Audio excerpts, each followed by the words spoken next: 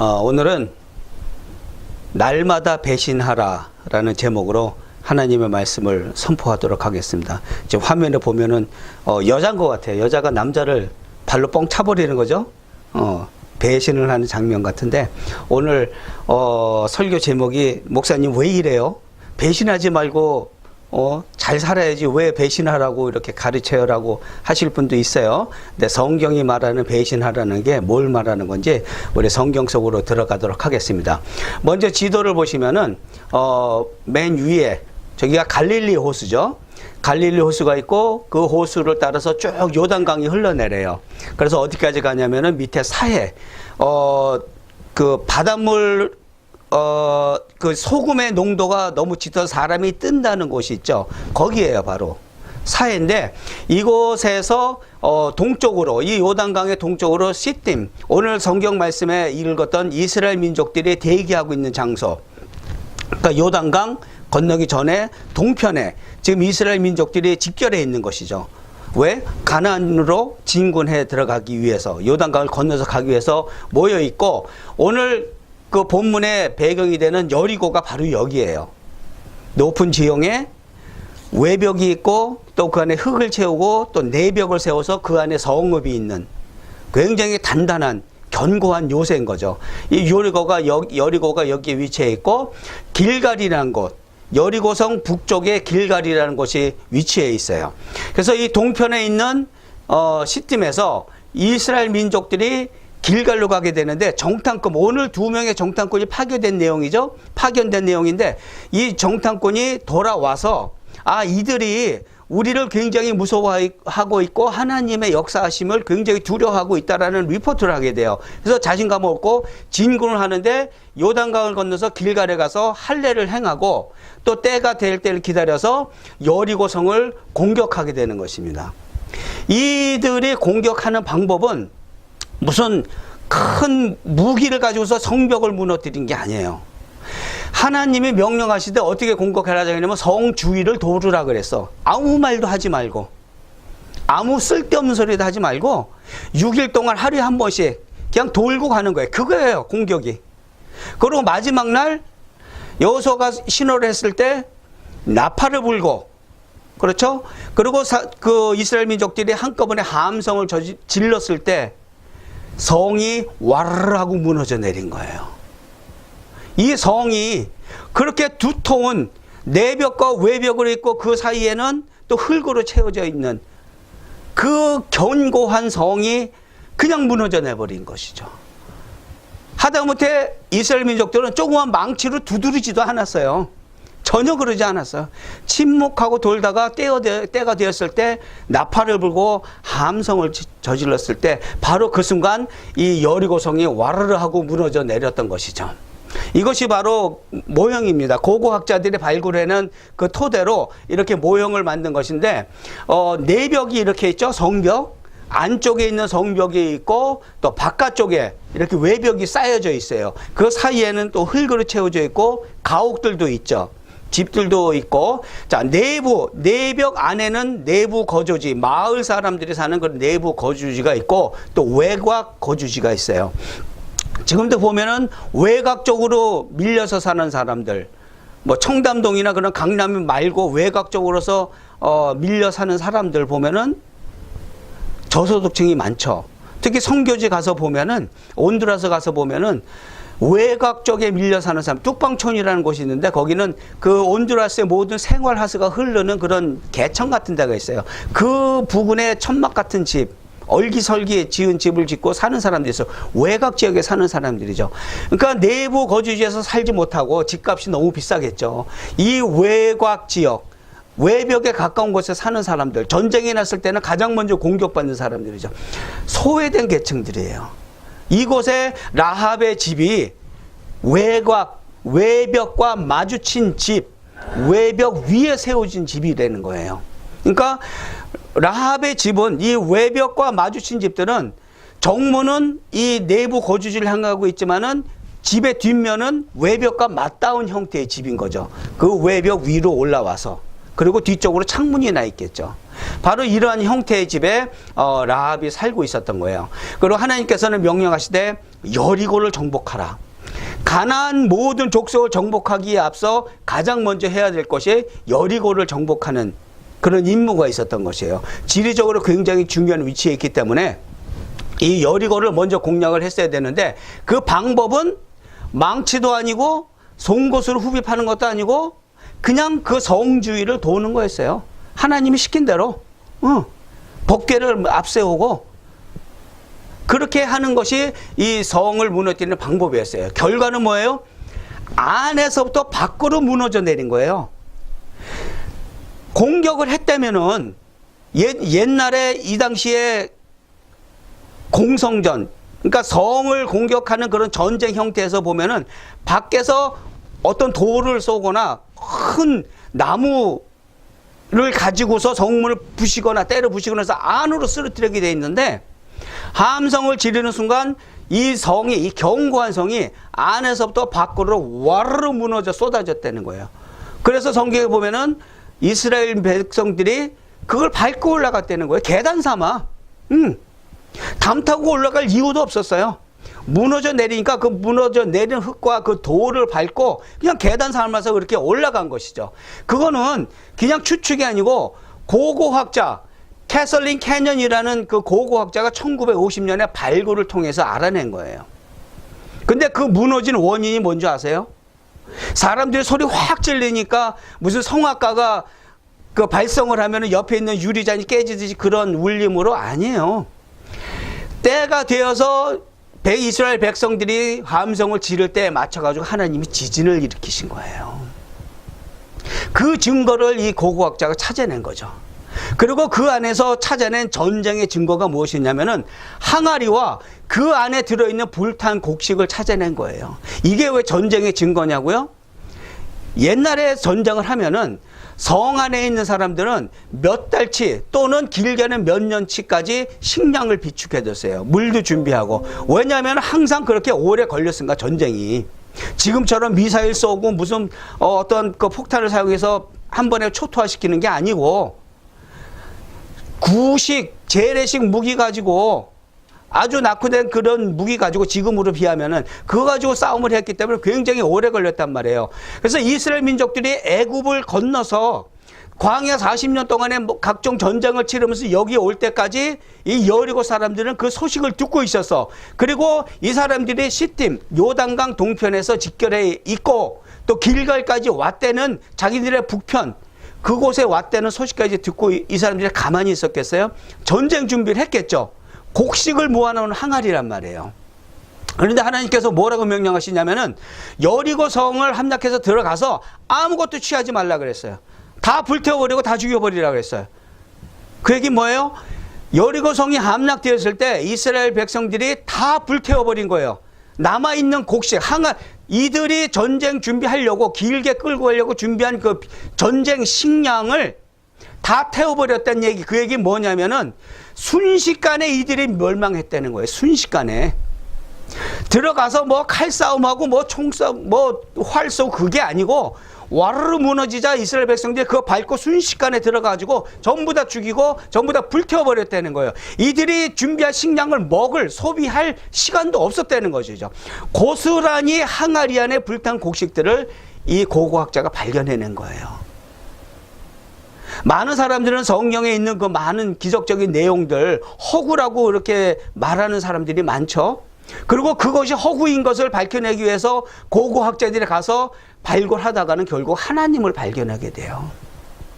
지금도 끊임없이 성경의 내용이 사실이라는 그런 고고학적 발굴이 계속 이루어지고 있었던 것이죠. 이러한 것을 배경으로 지금 여호수아는 정탐꾼 2명을 이 여리고로 보냈어요.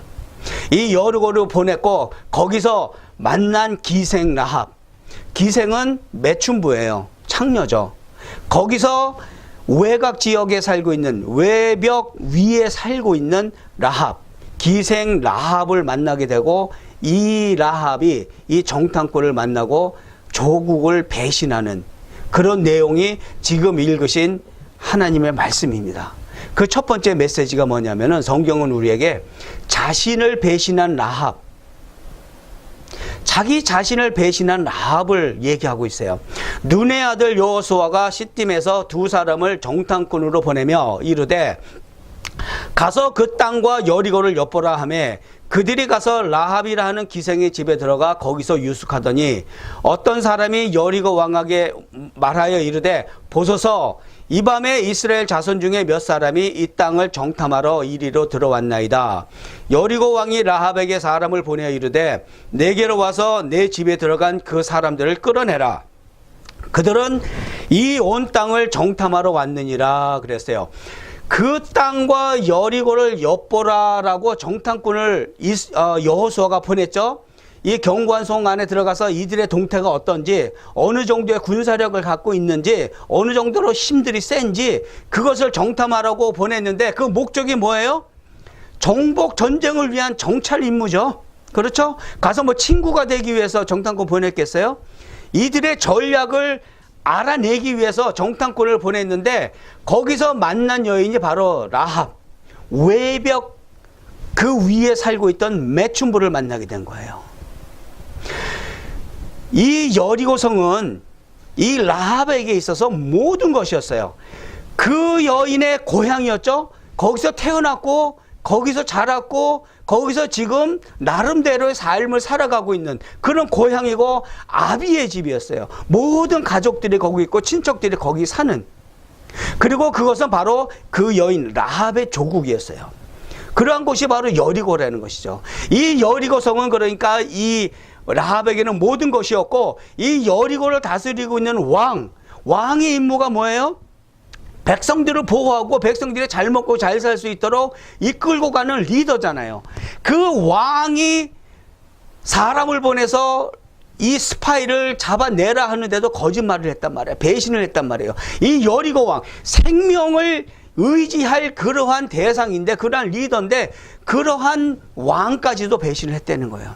자기의 모든 삶이 배어있는 여리고와 자기의 목숨을 좌지우지할 수 있는 그 여리고 왕까지 배신하면서 자기 자신의 모든 삶을 내려놓고 돌아선 라합의 배신, 그는 바로 자기 자신을 배신한 거예요.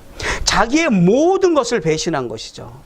자, 그렇다면은 이 라합이 적국 스파이, 이스라엘의 스파이를 만난 그 순간부터가 이 라합에게는 인생의 역전이 되는, 하나님의 축복이 임하시게 되는 그러한 엄청난 순간이 되는 것이에요. 왜냐? 라합이 배신을 했기 때문에. 그 여인이 뭐라 그래요? 그 지붕에 벌려놓은 3대에 숨겼다라 그랬어요. 이 성경에. 이 여인이 한 행동이에요. 어떤 사람이, 여리고 사람이 2명의 정탐꾼이 이 라합의 집에 들어가서 기거하는 것을 봤고 여리고 왕에게 고발을 했죠. 신고를 한 거예요. 간첩 신고죠. 했더니 사람을 보내서 이제 찾아내라고, 내놔라 그랬는데 지금 이 라합이 거짓말을 하고 있는 거죠.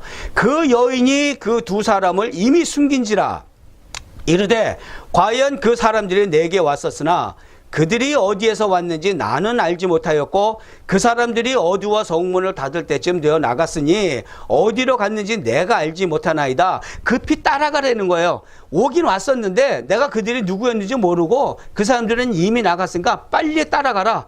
그럼 나루터까지 가다 보면 찾을 수 있을 거다. 잡을 것이다. 그랬는데 사실은 뭐예요?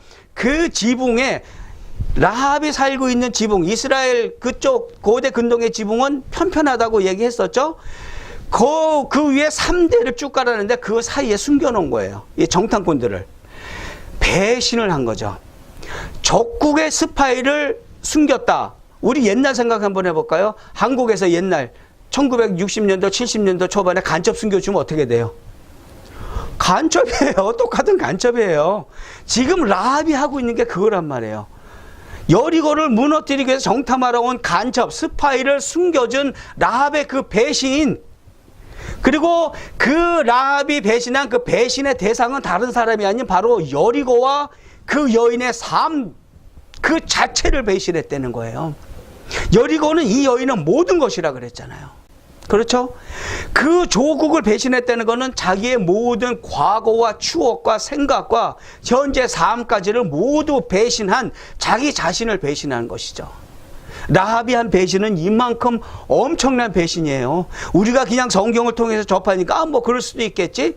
그게 아니란 말이에요. 목숨을 내놓고 자기가 지금까지 살아온 모든 것을 부정하고 포기하고 내려놓는 그러한 배신이란 말이죠. 근데 배신의 이유가 뭔지 우리는 생각해 봐야 돼요. 이 여인이 이렇게까지 배신하는 이유는 어떠한 것을 발견했기 때문에 자기의 모든 것을 포기해도 아깝지 않고 당연히 포기해야 되는 어떠한 대상을 발견했다는 거예요. 그가 발견한 것, 그것은 라합이 깨닫는 것인데 뭐냐면은 시대의 현상을 통한 하나님의 존재, 그리고 하나님의 능력을 깨달았다는 게, 그게 뭐예요? 이스라엘 민족이 애굽에서 탈출해 나올 때 홍해가 갈라진 것, 그것서부터 시작해가지고 40년간 광야를 떠돌면서 했던 그 모든 전쟁, 단 한 번의 불순종 때문에 졌던 그 단 한 번의 전쟁을 제외하고는 모두 기적적으로 변변한 무기 하나 없는 이스라엘 민족들이 하나님의 능력으로 기적 같은 일로 그 전쟁, 그 강대국들을 이긴 그 전쟁의 역사를 이 여인은 들었던 거예요. 이 여인만 들은 게 아니고 그 성읍에 사는 모든 사람이 들었고, 여리고 성읍뿐만 아니고 가나안 족속 모두가 들었어요. 전쟁 소식을 듣고 기적과 같은 승리의 소식을 이 여인은 들었고, 이 여인은 들을 귀가 있었기 때문에 깨달았던 거예요. 하나님께서는 살아계시는 하나님이구나, 진짜 능력 있는 하나님이구나, 살아계셔서 역사하시는 하나님인 것을 깨달았던 거죠. 그래서 이 여인은 배신할 수 있었던 것이에요. 우리의 여리고는 무엇입니까? 우리가 묶여 있는 곳, 우리가 절대로 벗어날 수 없다고 믿고 있는 곳, 하나님의 소식을 듣고도 그 앞으로 나가지 못하게 하는 우리의 여리고, 우리의 견고한 진은 무엇입니까? 지금 이 금붕어는 좁은 어항에서 안간힘을 써서 가까스로 점프해가지고 강물로 뛰어들려는 찰나예요. 그 여리고성에 갇혀있지 않겠다는 얘기죠. 더 넓은 곳으로 가겠다는 것. 왜? 강을 봤기 때문에. 이 금붕어가 강을 보지 않았다면 이 어항에서 뛰쳐나갈 생각을 하지를 않았겠죠. 우리는 우리에게 익숙한 모든 것, 라합에게 여리고성은 익숙한 모든 것이에요. 편안함이 있고 돈 버는 삶이 있고, 물론 매춘부로서 삶을 살면서 많이 고단한 삶이었겠죠. 하지만 거기서 생명을 유지하면서 살아왔고 모든 가족이 있었던 그러한 곳이란 말이에요. 그것은 바로 우리의 삶의 자리고 우리의 고정관념이에요. 우리가 한번 생각이 굳어져서 이러한 삶이 맞는 거야, 성경에서 말하는 거 모든 건 믿을 수 없는 이야기들이야 라고 하는 거, 모두 허구라고 하는 거, 그런 고정관념에 갇혀있는 것, 여리고성 안에 갇혀있는 거예요. 세상의 왕, 사탄의 거짓, 여리고의 왕에게 묶여있듯이 그의 능력과 그의 힘과 군사력에 의지해서 왕으로 섬기며 그가 하라는 대로 살았던 그런 묶인 삶과 같이 그 삶의 자리에서 라합이 벗어난 것, 그것은 배신이지만 축복된 일이에요. 축복된 행함인 것이에요. 우리는 우리에게 익숙한 모든 것, 우리의 삶에서 일어나는 그 모든 일에 젖어 있지 말고, 거기에 묶여 있지 말고, 우리가 어떠한 소식을 들었든지 그것을 듣고 따라가야 돼요. 그 소식은 바로 복음이기 때문에, 하나님의 말씀이고 하나님의 소식이기 때문에 우리의 모든 삶에서의 장애물들, 하나님 앞으로 나가는 데 있어서 막혀있는 그 모든 장애물들, 우리는 그것들을 건너뛰어야 되는데 배신을 해야 되죠. 내 자신을 배신해야 돼요. 내가 살고 있던 그 모든 자리를 부정하고 내가 믿고 있던 모든 것을 벗어나서 배신을 해야 돼요. 라합이 들었던 그 소식, 그것이 뭐예요? 하나님의 승리의 소식이고 하나님의 구원의 소식이에요. 지금 이 세상에 얼마나 많은 전도자들이 복음을 전하고 있어요. 하나님의 승리를 전하고 있고 하나님의 구원을 전하고 전하고 있잖아요. 예수 그리스도께서 죽으심으로 우리에게 구원의 길을 열어놨다는 그 하나님의 소식을 전하고 있는데 우리 듣고서도 그 여리고성에 갇혀 있어서 나오질 못하는 거예요. 그 익숙한 자리에 묻혀 있기 때문에 들려도 못 듣는 거예요. 하지만 라합은 들었어요. 듣고 깨달은 거죠. 그리고 자기의 자신을, 그리고 자기의 삶을, 그리고 자기가 의지할 모든 것을 내려놓고 배신하고 하나님께 온 것이죠. 그 시대의 현상을 라합은 본 거죠. 라합이 본 그 시대의 현상이 뭐예요? 강대국들이, 그 군사적으로 강한 강국들이 보잘것없는 이스라엘 민족들에게 와르르 무너지는 것, 그것이 바로 그때 당시의 시대의 현상이잖아요. 그런 소식을 통해서 들려온 그러한 이상한 기적과 같은 현상들이고, 하지만 지금 현 시대의 현상은 뭐예요? 자연재해, 자연재해와 무력한 인간들, 그 앞에 무력한 인간들, 세상 소식을 통해서, 뉴스를 통해서 들려오는 그 모든 소식들, 하나님이 역사하고 계심을 우리가 깨닫지 못하는, 그렇기 때문에 하나님 앞에 나올 수 없는 그 견고한 진 여리고성에 꽉 갇혀가지고 내 사고방식과 내 지식과 세상의 풍물 가운데 갇혀서 들려도 보여도 깨닫지 못하는, 지금 자연재해가 얼마나 심각하신지 피부로 느끼죠. 지구온도가 올라가는 것은 올여름으로 완전히 증명이 됐죠. 믿지 않는 사람 한 명도 없어요. 그 결과 지금까지 진행된 게 뭐예요?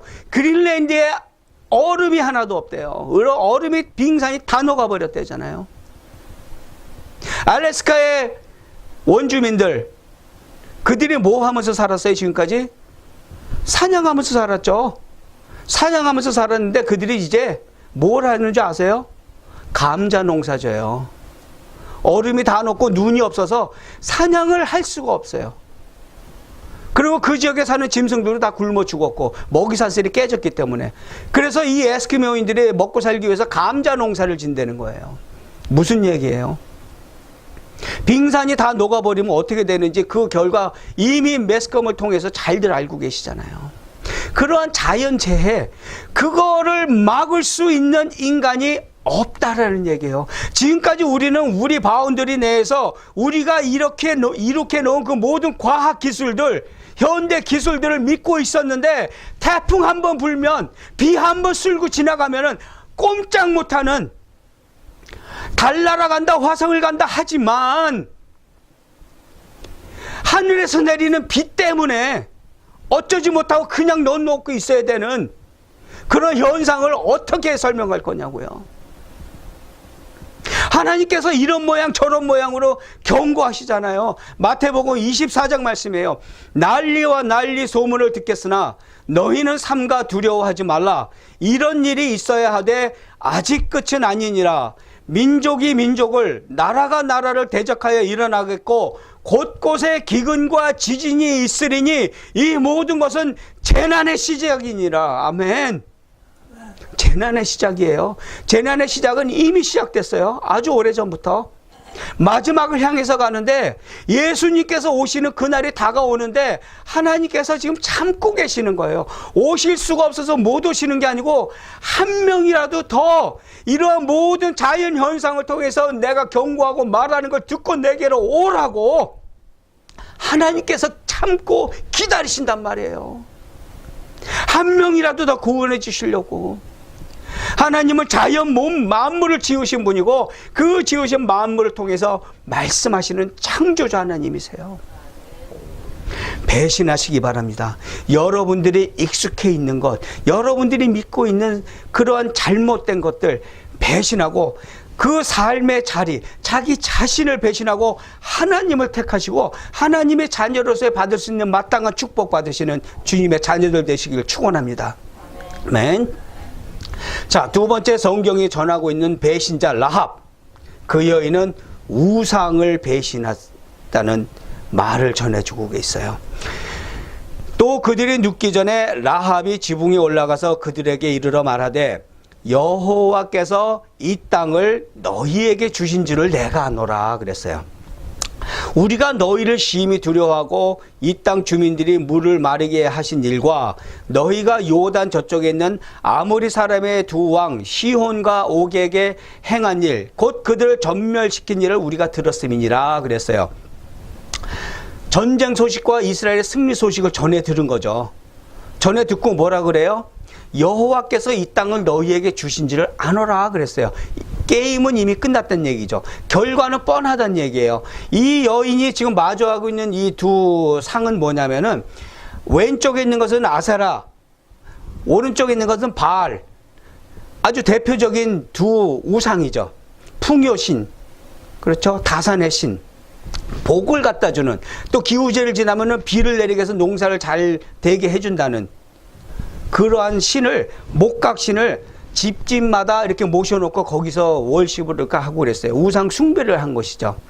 절대적인 신이었어요, 이 가나안 민족들에게는. 그런데 그러한 신을 모시고 있던 이 여인 라합이 뭐라 그래요? 이 땅을 너희에게 주신 줄을 내가 아노라 그랬어요. 이 여인이 어떻게 알아요? 전쟁 소식을 통해서 들었잖아요. 그동안 애굽에서 탈출해 나와서 40년 동안에 겪었던 그 모든 기적적인 일들, 말과 말을 통해서, 구전을 통해서 가나안 전 지역의 소문이 확 퍼져버린 거예요. 그것을 라합도 들었고, 강국에 패배한 이 가나안 족속들의 두려움, 이것은 바로 그 소식이 사실이었고, 그리고 이 라합은 사실로 받아들였기 때문에 하나님이 진짜로 살아 역사하시는 그러한 능력의 하나님이고, 자기들이 섬기던 이 목각상들은 아무런 것도 아니라는, 아무 능력도 없는 그냥 우상에 불과하다는 것, 그것을 깨달았던 것이죠. 이러한 소식들, 강국이 이스라엘 민족들에게 패배했던 그런 소식은 바로 가나안 족속들의 두려움으로 다가왔죠. 그랬을 때 라합의 지혜, 이 여인은 참 지혜가 많았던 여인이에요. 가나안 모든 사람들이 다 소식을 똑같이 들었지만은, 강국들의 패배 소식을 들었지만은 라합은 어땠어요? 소식을 들었고 여리고의 결말을 예측을 했어요. 아, 이스라엘 민족들이 이렇게 해서 승리하면서 여기까지 왔구나. 이들이 지금 우리와 전쟁하기 위해서 길갈에서 진을 치고 있구나. 우리 여리고는 끝났다. 왜? 여호와 하나님은 살아 역사하시는 하나님, 그리고 자신들이 섬기던 우상은 무익한 그냥 나무 쪼가리에 지나지 않는다는 그것을 깨달았던 것이에요. 그래서 이 라합은 자신이 섬기던 그 우상을 배신하고 하나님께 돌아온 것이에요. 자신들이 그렇게 목숨과 같이 섬기던 그 우상을 배신한 것, 엄청난 일이죠. 지금으로 따지면은 모든 걸 백지화시키고 개종을 한 거예요. 그렇죠? 똑같은 거죠. 지금 분들 이런 말씀 하시는 분들이 있어요.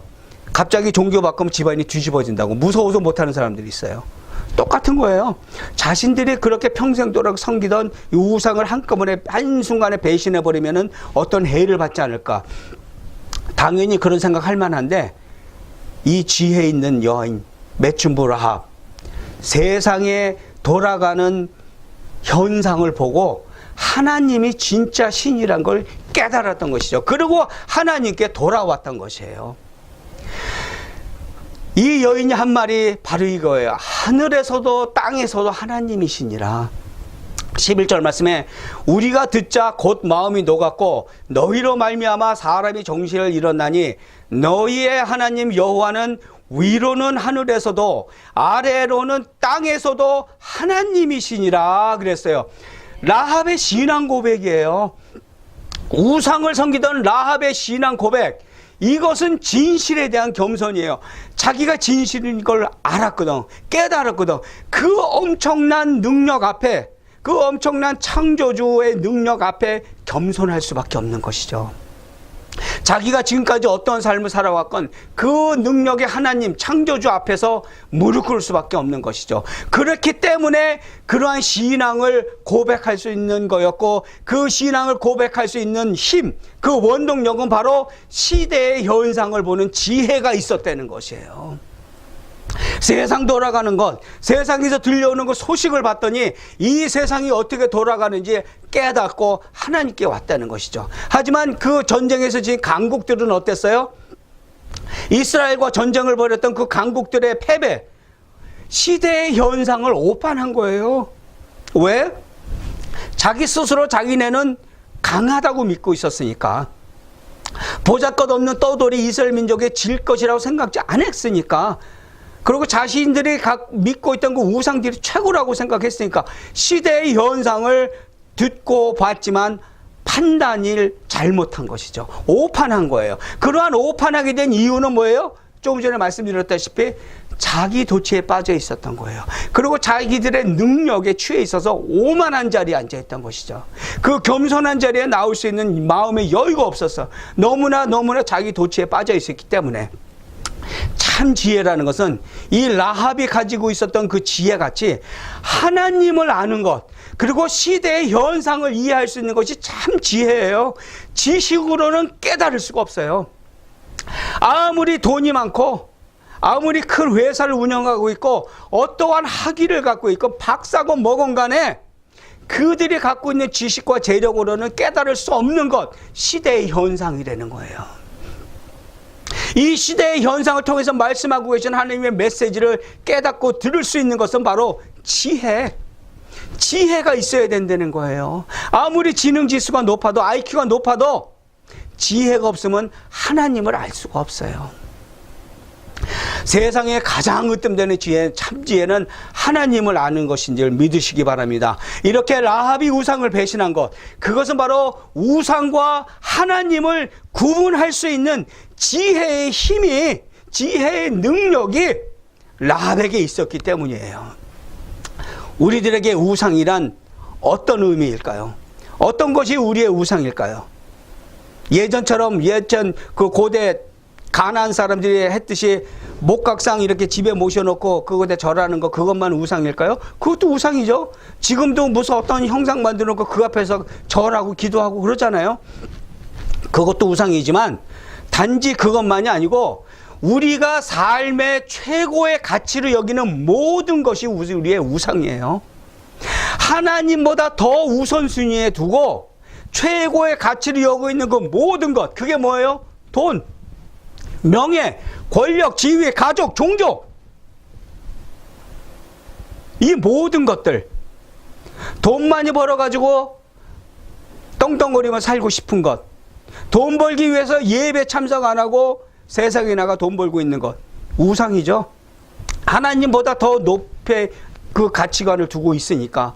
명예, 사람들한테 추앙받고 싶은 것이죠. 그렇죠. 내가 이만큼 이루었다. 또 권력을 짓고 세상을 뒤흔들고 싶은 것, 그런 것들 하기 위해서 세상의 모든 악한 짓들은 눈 하나 깜짝 안 하고 해내는 것, 하나님의 말씀에 반대되는 삶을 사는 것이죠. 하나님보다 더 높이 그 가치관을 두고 있는 것이에요. 그것뿐이 아니죠. 지위, 가족을 내 우선순위에 두고서 가족을 위해서 하나님을 저버리는 삶을 살아도 눈 하나 깜짝 못하는 것, 느끼질 못하기 때문에 애 과외 공부 시켜야 된다고 예배 대학교 들어간 다음에 하지. 하나님보다 더 위에 그 가치를 두고 있는 거죠. 종교 활동, 내가 이루고 싶은 것을 이루기 위해서 어떠한 신을 하나 골라가지고 그 신 앞에 가서 절하고 돈 바치고 굿하고, 다 하나님보다 우선순위를 그 더 위에 두고 있는 것, 우리의 삶의 최고 가치를 여기는 이 모든 것들이 왜 그러는지 아세요? 왜 이런 것들을 추구하는지 아세요? 행복을 위해서 이러한 것을 이루길 위해서 한단 말이에요. 그런데 여기에 함정이 있어요. 행복하다는 것, 완벽하게 행복하기 위해서 이러한 일들을 하면서 살아오고 있는데, 이 행복이라는 것이 우리 손에 잡혀지냐 말이에요. 잡혀지지 않죠? 행복이라는 건 뭐라 그랬어요? 신기루라 그랬죠. 거짓이란 말이에요. 행복이라는 것을 일순간 잠시 잠깐 어떠한 내가 원하는 것을 이루었을 때 맛볼 수는 있지만은 그 행복 안에 거할 수 있는 사람은 없어요. 왜냐하면 신기루기 때문에. 잠시 잠깐에 느끼는 감정이지 이 행복이라는 실체를 잡고 사는 사람 아무도 없어요. 이거 잡고서 완벽하게 행복하게 살았다는 사람 있으면 나오라 그래요. 나와보시라 그래. 얼마만큼 행복한지, 아무런 문제가 없이, 아무런 고민거리 없이 살아가고 있는지. 없어요. 신기루기 때문에 눈앞에 보이지만 잡으려고 다가가면 잡힌 것 같지만 또 안 잡히는 신기루, 거짓이란 말이에요. 왜 이러한 거짓으로 우리가 살아가면서 하나님보다 더 이것을 우위에 두게 해요? 그 뒤에 뭐 때문에? 사탄이 있기 때문에 그래요. 사탄은 거짓의 압이라고 성경은 가르치고 있잖아요. 이러한 행복을 쫓아서, 파랑새를 쫓아서 사는 삶을 살아라. 그게 정상적인 거다. 너 무시당하고 살면 안 되잖아. 예배가 뭐가 중요해? 다음 주에 가면 되지. 우선 돈부터 벌어. 그게 거짓말이란 말이에요. 누구의 거짓말? 사탄의 거짓말이란 말이에요. 그렇다면 그 우상의 실체가 뭔지 아세요? 우리가 섬기는 그 우상, 그 뒤에 사탄이 있다는 것이에요. 사탄은 우리가 무엇을 섬기든지 상관하지 않아요. 우리가 어떤 형상 앞에 가서 절을 하건, 우리가 돈을 벌기 위해서 어떠한 악한 짓을 하건, 우리가 권력을 잡기 위해서 어떠한 사람에게 어떠한 짓을 하건 상관하지 않아요. 오히려 도와줘. 그렇게 사는 것이 맞는 거야. 똑똑하게 현명하게 살아야지. 왜 그렇게 순진하게 살아? 그렇게 속삭이는 것이 거짓의 아버지 사탄이 하는 일이란 말이에요. 지금 사탄, 우리가 무엇을 섬기든 상관하지 않는 사탄, 그 사이에 한 문장이 더 들어가요. 그 문장은 뭐냐면은, 사탄은 하나님만 섬기지 않는다면 우리가 무엇을 섬기든 상관하지 않는다. 이해가 되세요? 우리를 자꾸 부추긴단 말이에요. 하나님을 섬기지 못하게. 왜? 사탄은 하나님을 반역하는 자이기 때문에, 하나님에게서 쫓겨나간 그런 악한 영이기 때문에 끝까지 하나님을 반역할 수밖에 없어요. 자기의 자신의 마지막이 무조갱으로 빠지는 그 형벌에 갈 걸 알고 있어. 알고 있는데 자기 혼자 가기 싫은 거예요. 하나님의 자녀들 한 명이라도 더 그 지옥불을 끌고 가고 싶은 것, 그것이 사탄의 계략이란 말이에요. 사탄의 목적이란 말이에요. 그렇기 때문에 우리에게 잘못된 가치관 심어주고 거짓말하고 하나님을 예배하지 못하는 자리로 가게 하는 것, 그것이 바로 사탄의 계략이고, 그 앞에 우상을 내세워서 사탄은 뒤에 숨어 있다는 것이에요. 광명한 천사라는 거예요. 돈 많이 버는 것 너무 좋죠. 광명한 천사예요. 사탄이 위장한 광명한 천사란 말이에요. 속지 마시기 바랍니다. 그 거짓에 속지 마세요. 우리가 삶의 최고의 가치로 여기고 있는 그 우상 뒤에 사탄이 서 있는 걸 지금부터 앞으로 눈 감는 그 순간까지 잊지 마시기 바랍니다. 아멘. 출애굽기 20장 말씀입니다. 너를 위하여 새긴 우상을 만들지 말고, 또 위로 하늘에 있는 것이나 아래로 땅에 있는 것이나 땅 아래 물속에 있는 것에 어떤 형상도 만들지 말며, 그것들에게 절하지 말며 그것들을 섬기지 말라. 나 내 하나님 여호와는 질투하는 하나님인즉 나를 미워하는 자의 죄를 갚되 아버지로부터 아들에게 3, 4대까지 이르게 하거니와 나를 사랑하고 내 계명을 지키는 자에게는 1000대까지 은혜를 베푸느니라 그랬어요. 1000대까지 은혜를 베푼다 그랬어요. 배신하시기 바랍니다.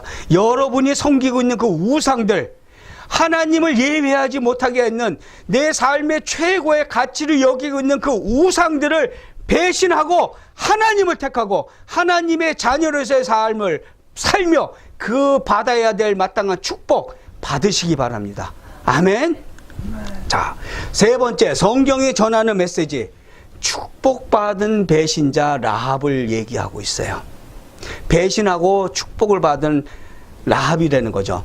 그러므로 이제 청하노니 내가 너희를 선대하였은즉 너희도 내 아버지의 집을 선대하도록 여호와로 내게 맹세하고, 여호와의 이름으로 맹세하라는 거죠. 내게 증표를 내라. 그리고 나의 부모와 나의 남녀 형제와 그들에게 속한 모든 사람을 살려주어 우리 목숨을 죽음에서 건져내라 그랬어요.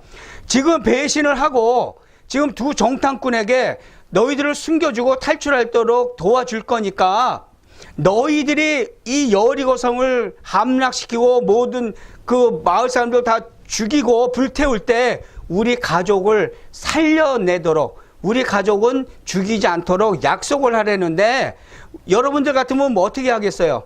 변호사 고용해서 계약서 딱 작성해가지고 사인하고, 또는 한국 같으면 인감도장 찍고 그렇게 뭘로 남기려고 그러죠. 증거로. 나중에 이스라엘 민족도 딱 달려오면 딱 보여주면서, 봐, 이거 너희들 정탐꾼이 약속한 거야. 우리 공격하면 안 돼.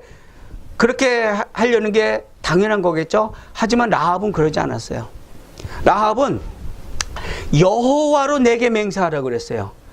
하나님의 이름, 여호와의 이름으로 맹세하라. 우리 가족들을 구원해낼 것을, 공격하지 않고 살려낼 것을, 목숨을 건 배신을 하는 그 자리에서 어떠한 증명을 요구하지 않았고 단지 하나님의 이름으로 약속을 하라는 거예요. 어떻게 이럴 수가 있죠? 어떻게? 믿기 때문에.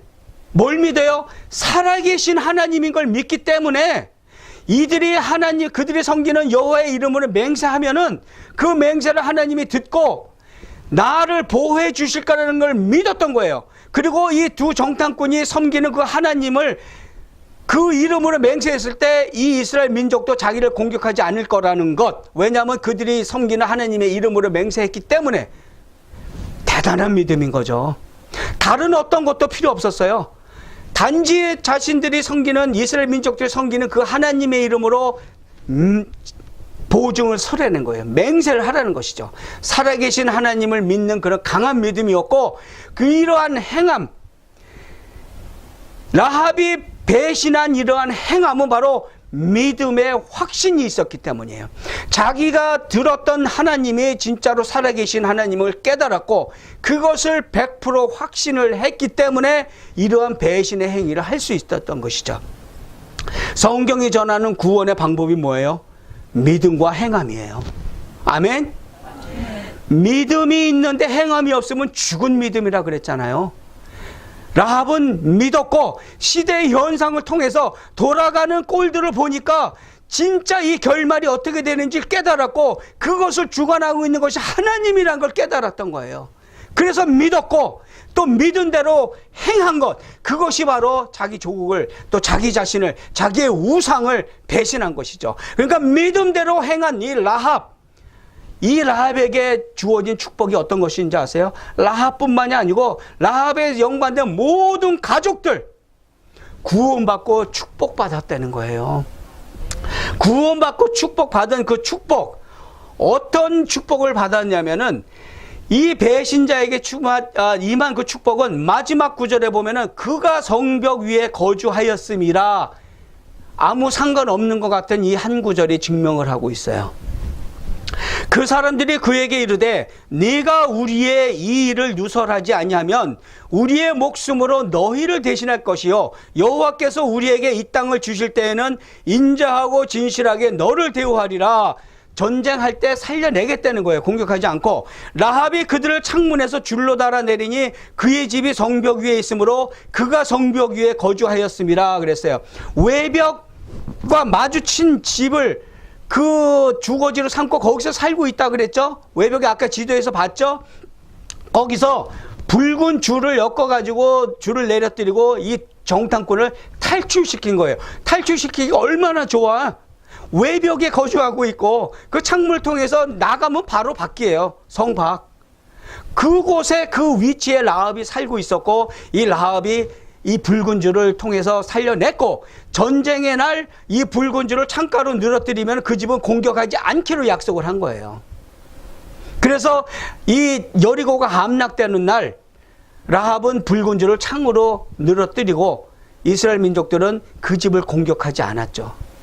그것이 바로 약속이었고 그것이 바로 축복의 시작이었는데, 그가 성벽 위에 거주하였음이라, 그 얘기는 뭐냐면은 탈출을 시켰고 약속을 받았죠.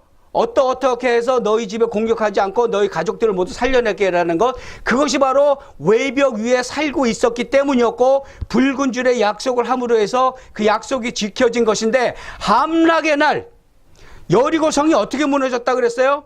그 견고한 성이 지진으로 인해서 일순간에 다 무너져 내렸다 그랬죠. 그러면은 라합의 집은 어떻게 됐을까요? 무너졌을까요? 그대로 있었을까요? 같이 무너졌으면 이 라합의 집에 모여있던 가족은 다 죽었겠죠. 안 무너졌어요. 라합이 참 살떨렸을 거예요. 그 순간에. 여리고 성이 외벽과 내벽과 그렇게 타원형으로 되어 있는 그 성이 와르르 무너지는데, 보니까 다 무너지고 있는데 무슨 생각했을까? 자기 집도 무너질까 봐 두려워 떨었겠죠, 순간적으로. 하지만 그 집 안 무너졌어요. 딱 거기만. 안 믿어지시죠? 안 믿어지셔도 믿어지셔야 돼요. 제가 증거를 보여드릴 거니까.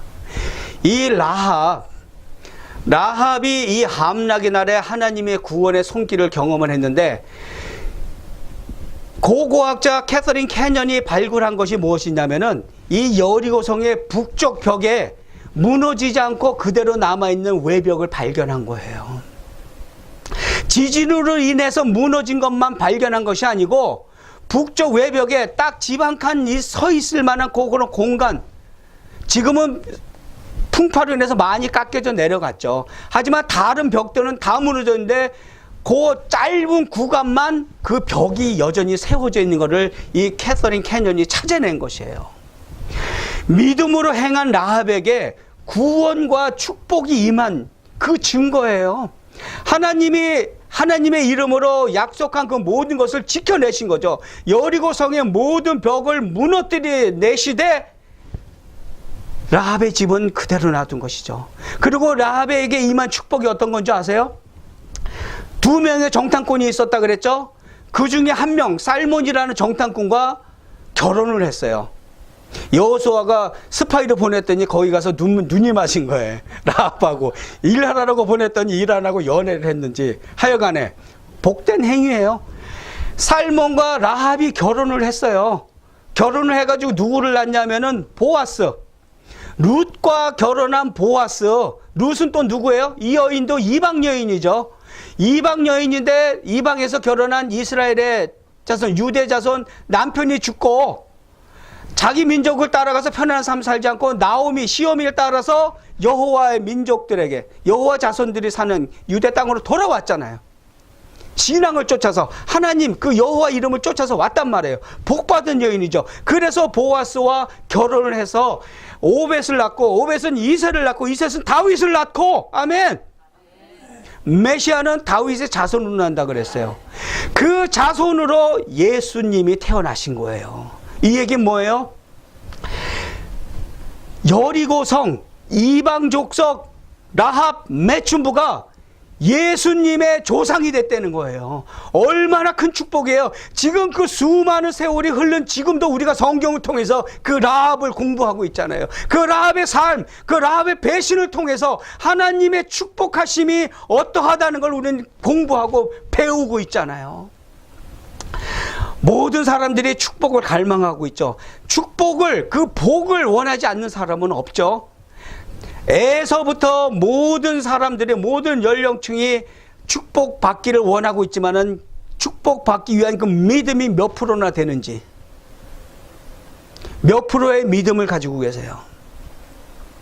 하나님한테 복을 바란다는 것은 하나님이 살아 역사하시는 능력자인 걸 알기 때문에 복을 구하는 것인데 아닐 수도 있어요.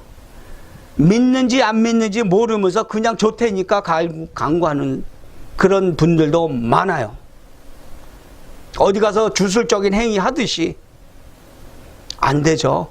절대 있을 수 없는 일이죠. 우리의 믿음이 우리의 행함을 증거해 주고 있어요. 우리가 행한다는 것은 우리에게 그만한 믿음이 있기 때문에 행한다는 것이에요. 우리가 믿음의 사람으로서 그리스도인으로서 성경에 말한 대로 따라서 사는 그 모든 행함은 우리의 믿음의 분량만큼 하게 돼 있다는 거예요. 믿음의 분량이 10%밖에 안 되는데 하나님이 주신 그 십계명을 지키면서 살으려고 아둥바둥 살겠어요? 안 살죠. 그렇게 대충 하는 척만 하죠. 믿음이 10%밖에 안 되는데 믿음이 90%가 되면은 사람들이 손가락질 해도 하나님의 말씀대로 살려고 노력을 해요. 바보같이 산다고 해도. 왜냐하면 결국에는 인생이 역전되고 그 모든 상황이 역전되고 하나님께서 주시는 그 복을 누리면서 살 수 있다는 것, 구원받고 영원한 평강 속에 천국 삶이 보장되어 있다는 걸 알기 때문에 99%가 되면 어떻겠어요? 100%의 믿음을 갖고 있다면 어떻게 되겠어요? 하나님과 동행하는 삶이 된단 말이에요. 그리고 우리가 받는 그 모든 축복은 우리가 믿고 행한 그 분량만큼 우리가 축복을 받게 된다는 것이에요. 아멘? 믿음의 분량만큼 행할 수밖에 없는 것이고, 그리고 믿고 행한 그 분량만큼 하나님께서 축복을 해주실 수밖에 없다는 거예요. 갈라디아서 3장 말씀이 증거합니다. 또 하나님이 이방을 믿음으로 말미암아 의로 정하실 것을 성경이 미리 알고 먼저 아브라함에게 복음을 전하되 모든 이방인이 너로 말미암아 복을 받으리라 하였느니라.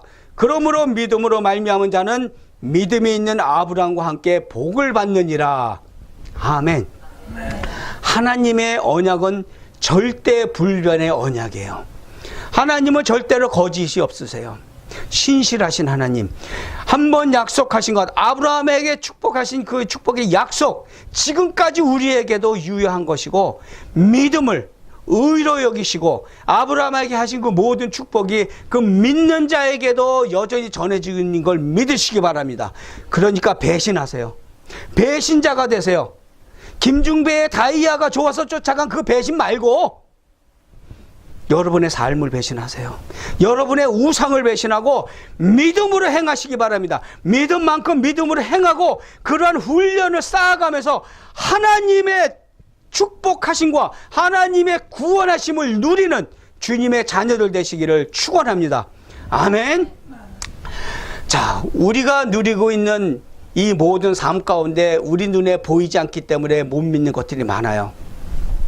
지금 여러분들이 보신 것, 온전한 북쪽 외벽, 무너지지 않은 짧은 구간에 세워져 있는, 여전히 세워져 있는 그 외벽을 보고 계십니다. 지금은 윗부분이 많이 풍파로 깎아져 나갔고 그랬지만은 이 위에 라합의 집이 있었을 것이에요. 이 짧은 구간을 제외한 모든 외벽과 내벽은 다 무너져 내렸어요. 이것이 바로 고고학자 캐서린 캐년이 찾은 그 외벽, 북쪽에 있는 라합의 집이었을 것입니다.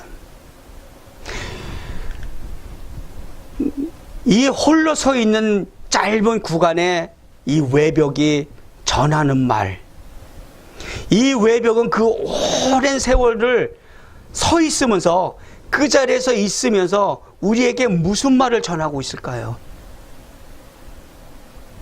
지금 여러분들은 이 외벽이 라합의 집이 있을 수도 있는 이 외벽, 이 외벽이 여러분들에게 전하는 말 들리세요? 이 외벽이 전하는 말, 자신을 배신한 라합에 대해서 얘기를 들려주고 있어요. 자기의 모든 삶이었던 이 여리고성, 그 모든 삶을 배신하고 자기 자신을 배신한 라합의 이야기를 전해주고 있고, 모든 것이라고 여겼던 그 우상들을 배신한 그 라합, 기생 라합의 얘기를 전해주고 있고, 믿음으로 그 행함으로 축복을 받은 라합의 얘기를 우리에게 전해주고 있습니다. 그것을 전해주기 위해서 이 외벽은 지금까지 거기에 서 있는 것이에요. 요한 1서 말씀입니다. 무릇 하나님께로부터 난 자마다 세상을 이기느니라. 세상을 이기는 승리는 이것이니 우리의 믿음이니라. 예수께서 하나님의 아들이심을 믿는 자가 아니면 세상을 이기는 자가 누구냐? 아멘. 세상이 감당치 못하는 자가 누구예요? 세상이 감당치 못하는 자는 복음으로 이 세상을 승리하며 사는 사람이죠. 복음의 능력으로 사는 그리스도인들을 얘기하는 것이에요. 세상이 어쩌지 못해요. 세상의 그 어떠한 유혹도 그 복음의 능력으로 사는 사람의 그 믿음을 흐트러 놓지 못하고 그 삶을 흐트러 놓지 못하는 것이죠. 복음의 능력, 그 능력을 갖추시기 바랍니다. 그 능력을 갖추게 되면 우리는 배신할 수가 있어요.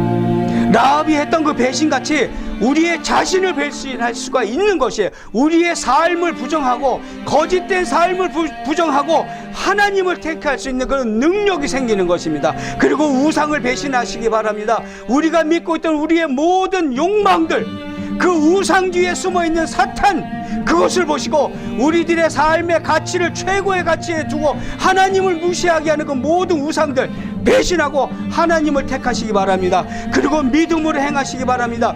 들은 대로 믿으시고 시대 현상을 보시고 하나님의 깨달음, 하나님이 주시는 그 메시지를 깨닫고 믿음으로 사시고 구원과 축복을 누리시는 주님의 자녀들 되시기를 주님의 이름으로 축원합니다. 아멘. 우리 지금 이 시간 같이 기도하겠습니다.